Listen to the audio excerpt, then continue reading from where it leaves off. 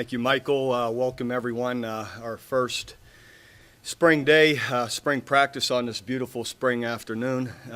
It'll be perfect indoors, which we'll be, and so we're fortunate to have a great place to go practice. And so we'll go on as scheduled. I feel like our team has had really a great winter. I'm really excited about the way everybody has worked, the attitude overall of the team, and the way they've prepared and kind of trained leading up here to spring ball.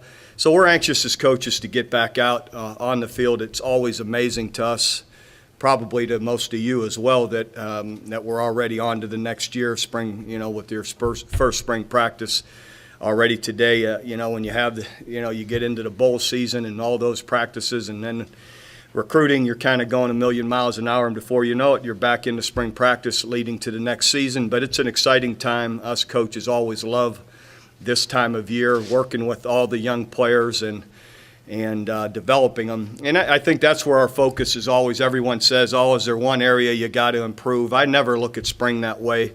We have to improve in all areas, and more than anything, what we always try and do is build depth. Get the guys that haven't played a lot as much game type experience, going good against good, competing against each other every single day, getting as many snaps as we can to get guys that haven't played a lot experience on the field in our system, playing, seeing who can make plays, and bringing more players along that you feel are playing at a winning level and that you have confidence to play next year. So that'll be our focus. I really do believe and am optimistic about this group. Finishing the way we did a year ago with the last couple of games in Oklahoma State and the bowl game against Stanford, I just think there was evident some of the major strides where I believe we will be better. I will definitely believe we will be better at quarterback. Saying that's because we played the entire year without Sam Bradford.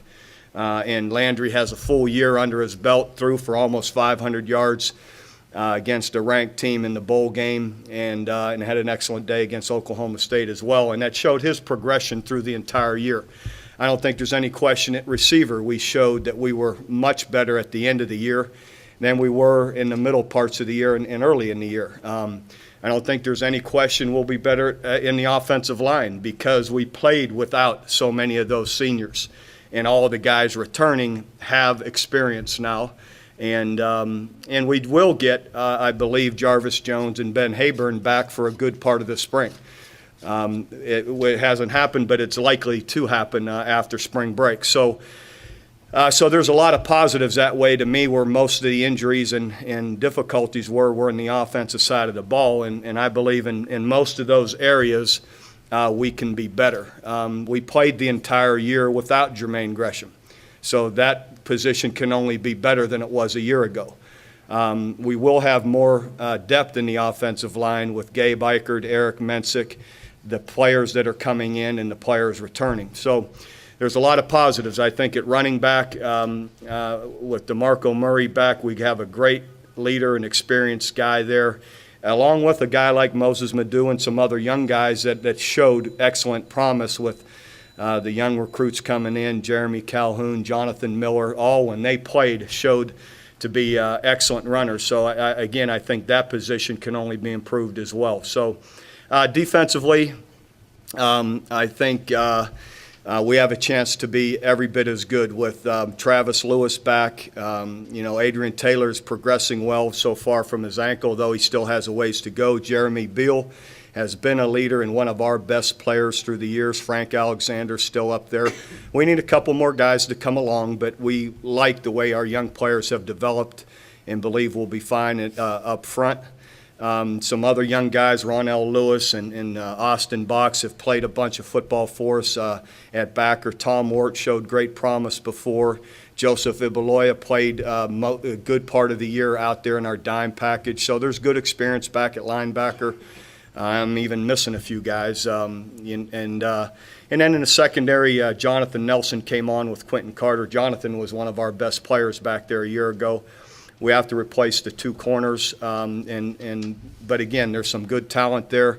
Jonathan Nelson can play corner or safety depending on who's playing the best whether another safety comes along and is really playing well, Jonathan can play at corner, or if the other corners are really doing what we need him to do, he could stay in at safety. So anyway, again, I think we have a chance to be solid there.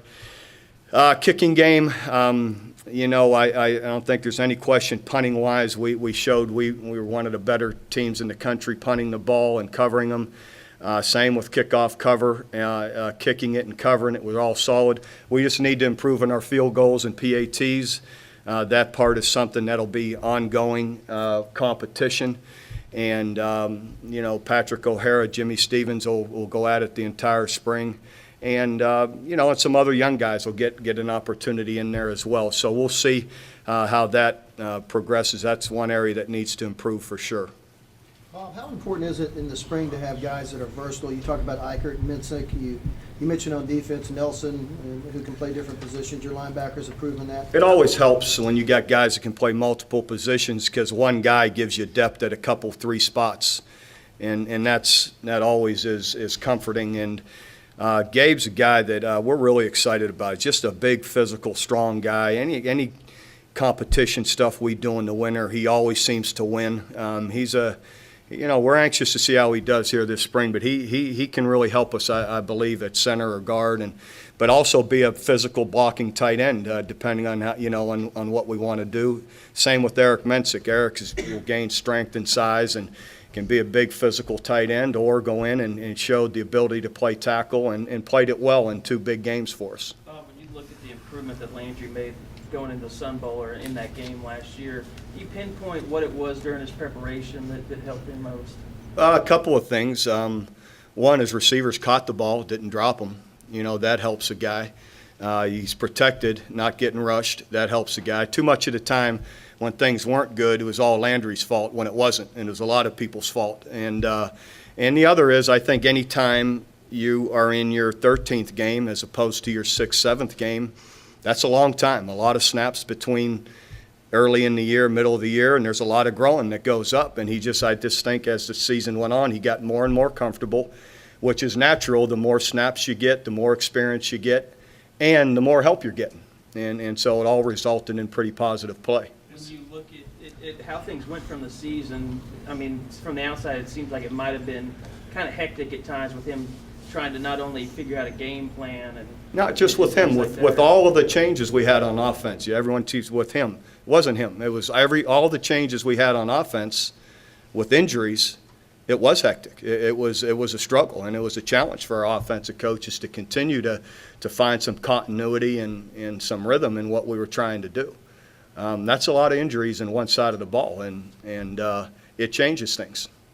All the time that he's had now in games, how does that project into spring practice where he's the #1 quarterback in spring practice? I mean, he's just going to grow more, obviously, but. Yeah, meaning he's going to get all the snaps. Along with Drew, though, they're going to get a ton of snaps between them, and they'll both grow from that. The more you're on the field, usually, the better you're going to be and improve. And you're going to make improvement, polish technique, see things better, and we go good against good, so it isn't like you're getting a false look at. They're going to see a good defense, so they should progress through the spring. Is it comparable? Is he comparable at all going into this spring where he was last year?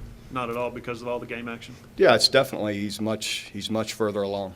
I don't think it's even comparable. No. Coach, last year at this time, you were not pleased with the offensive line during winter conditioning. How do you feel that they've done this winter conditioning period? They've been one of our best groups in how they've worked and met the challenge every day and their attitude. So I'm pleased with where they're at right now, or at least to this point, the work they've done. You mentioned DeMarco as a leader. You lose Gerald and Sam and Brody and Jermaine. We played the whole year without Sam and Jermaine and. But you had that leadership on the sideline. No, you don't. They're great kids. They did everything they could. But if you're not playing and you're not in the huddle, you're having a hard time leading. Did you develop other guys? Naturally, Landry developed into one. A lot of guys develop into them. The guys that are in the huddle are the ones that have to say something, step up when things are tough, so there's a number of those guys who all. Jeremy Bill is one of our best leaders. Quentin Carter has stepped up to be one. Travis Lewis has been one, even though he's been younger. He's a vocal guy that has a lot of passion to him. Ryan Broyles is one of those guys just with his competitiveness, and Corey Brandon is emerging to be one a little bit. So other guys have to do it. And again, those other guys did everything they were able to do. But when you're not playing, it is tough to be. When your face isn't the one sweating and all bloody, it's hard to have a lot to say. Do you watch for that to develop through the spring? It happens naturally. You're always looking and watching, but certain guys step up and take over those roles. Bob, how do you see Ron Elf, where he fits on defense, and you get Tom Ward back too? What do you kind of envision? We'll see. It'll be competitive. There's a lot of good players. You know what? We're fairly thin at the linebacker. We don't have many numbers, but they're all pretty good players. We like them all. So what's positive about that? There'll be some really good competition, and I think you'll see some ones and twos. Maybe one day they're switching who's playing what, or who's one, who's two. But I think we'll have some good depth, or we'll like all of those guys. Where if one guy's out, you could put in another guy and feel pretty good about it. Are those guys versatile? They could play Keenan's role when he Yeah. out there? Ronell's a guy that could play Sam or Mike or Will. Austin Box has played them all, which is a positive. Tom is probably more of a Mike or a Will. He's an inside guy. Who else? Joseph is more of an outside guy. Joseph would play safety too, a little bit. To a degree. Mostly when people go big formations a little bit, we'll once in a while, use them that way. You said you expect Tom to kind of take it easy. I think Brent had said that in December. In the first few days, we just want to ease him into it. Having not done anything for such a long time, we don't want to just have at it. So we'll just give him reps little by little to hopefully just bring him along and not hurry it. He's 100% cleared, though? Yeah, he's been doing everything. Can you talk a little bit about the importance of the defensive line interior and how those guys are really going to have to develop? It's always a big factor, and those guys, though, will have to, come on. But I was pleased, the way they played in the against a real physical team at Stanford in the Sun Bowl, and we lose Adrian in the first series. And those young guys came in and did a heck of a job. Jamarcus McFarland and Stacy McGee have come on. We moved Justin Chasson in there. He's kind of grown and gotten bigger. Who am I missing? Casey Walker's, in that game did a nice job. David King at the end came on and really played well in that game when Jeremy got nicked up in the fourth quarter. So, but it's natural. I think every year everyone, they lose this guy, so now, what are they going to do? Well, every year there's guys that are going to be a year older, a year they've trained and more mature and more prepared, and we'll expect those guys to step up, and I think there's good ability there for them to step up and play the way we're used to playing. How big is Justin for you right now? He's up to about 275, I believe, and he can carry it. He was bigger even in high school, so I think little by, we don't want him to get it all on him too fast, but as he continues to just grow naturally, I think it's going to work out good for him. Who's your holder going into the spring? We'll use John Nemo for the most part. We always have Tress let the punters always do a little bit of it too, and we'll work all the backup quarterbacks to some degree. Could you talk about what you've liked in Donald Stevenson? Well, he's always been incredibly athletic, and to be honest with you, on the field, very competitive, very tough. He's made some poor choices overall off the field that he needs that. So far this winter, he has corrected and is doing well, and we need him to. He has a chance to be. I said a year ago, other than Trent Williams, he was our most talented guy, but we had to play the whole year without him, and hopefully this year he'll be able to do the right things and stay on the field and be accountable to the team, and if he does, he has a chance to be a really good player.